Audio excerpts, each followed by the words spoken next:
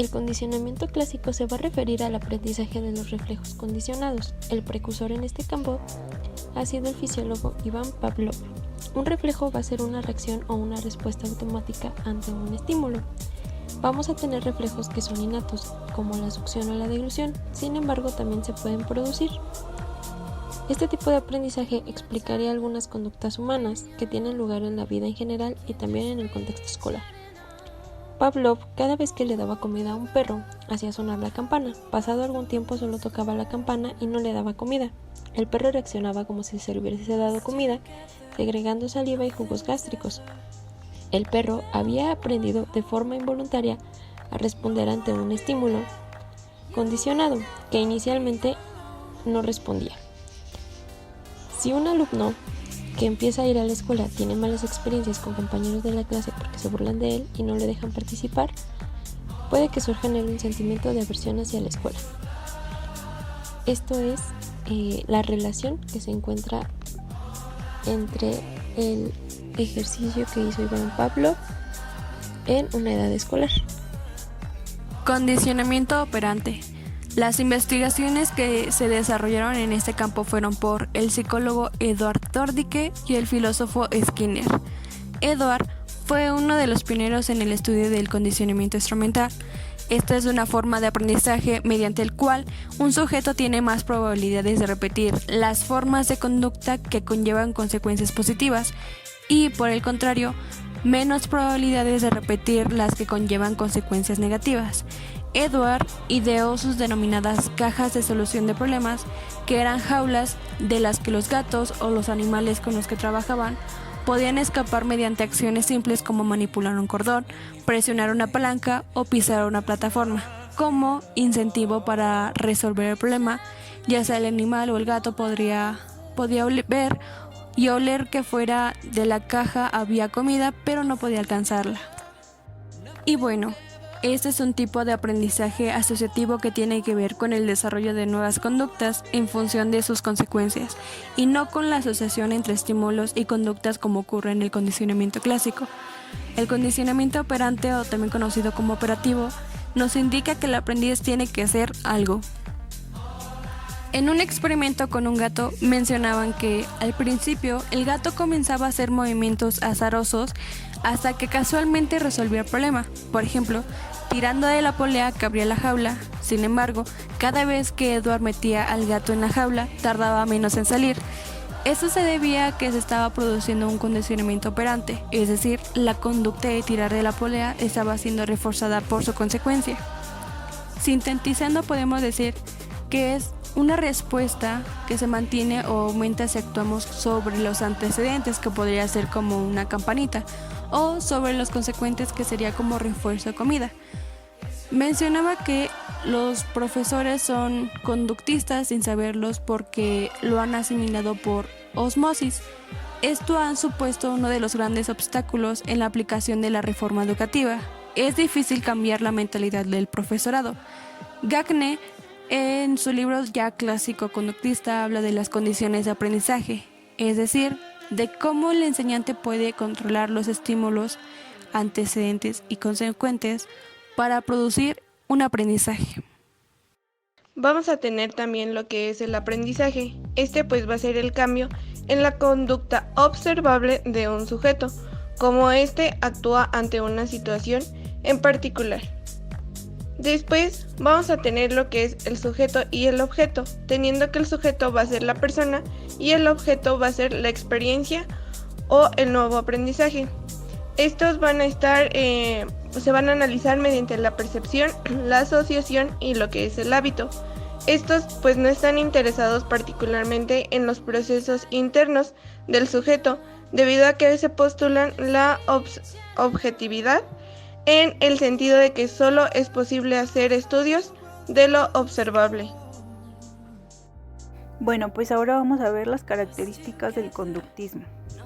El conductismo va a motivar el intento de predecir y controlar la conducta de una forma empírica y experimental.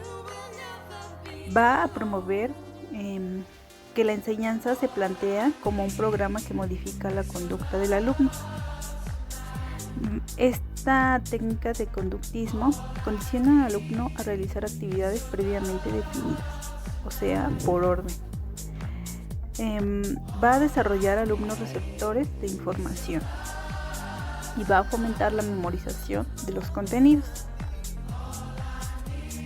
Va a haber reforzadores aplicables al aula, los cuales van a ser materiales, reforzadores de la actividad y reforzadores sociales. Los materiales van a ser, por ejemplo, libros, música, notas positivas para la casa, por ejemplo, un 10 o muy bien, lo hiciste bien. Por ejemplo, las agendas o entradas para algún espectáculo. No sé, actividades en el aula como cine. El reforzador de la actividad va a ser, por ejemplo, el uso de un ordenador, visitas a museos, cambiar de sitio, no sé, algún material, que haya algún encargado para el pizarrón o para distribuir materiales, no sé, para borrarlo, para escribir la fecha, salir a jugar al patio, escuchar la radio en la clase, ver la televisión, algún programa informativo o ser el capitán de un equipo. Y pues los reforzadores sociales van a ser aquellos que promueven una sonrisa, un abrazo, un guiño de ojo, una palmada de hombro, una felicitación, a lo mejor un gesto con la mano o cualquier actividad que haga que el alumno pues se sienta en confianza. Y bueno, comenzaremos con los que están basados en la enseñanza. En el paradigma conductista, la enseñanza consiste en proporcionar contenidos, lo cual es decir, que el docente le proporcionará al alumno información que él tendrá que adquirirla por sí mismo. También se considera que la enseñanza es un instrumento basado en el esfuerzo de las conductas positivas y en la eliminación de las conductas negativas a base de castigos. La enseñanza consiste en producir resultados observables y mensurables en los estudiantes mediante la evaluación previa de estos para determinar dónde debe comenzar la instrucción. Y bueno, las actividades pueden ser analizadas durante estímulos y respuestas que el alumno obtiene del docente. El conductismo es un recurso social para controlar la conducta y una manera de poder, pues, transmitir los valores.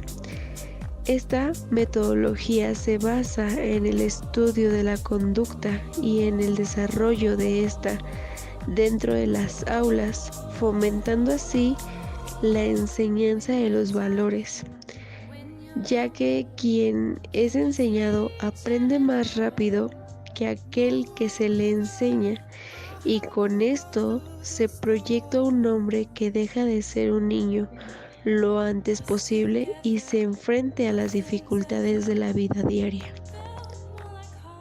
Aplicaciones en la educación. Enfoque conductista que están presentes en los programas computacionales educativos, que disponen de la situación de aprendizaje en los que los alumnos deben de encontrar una respuesta dada a varios estímulos representados en pantalla. Se asocia a refuerzos sonoros, de texto, símbolos, etc., indicando al estudiante si es cierto o errónea la respuesta.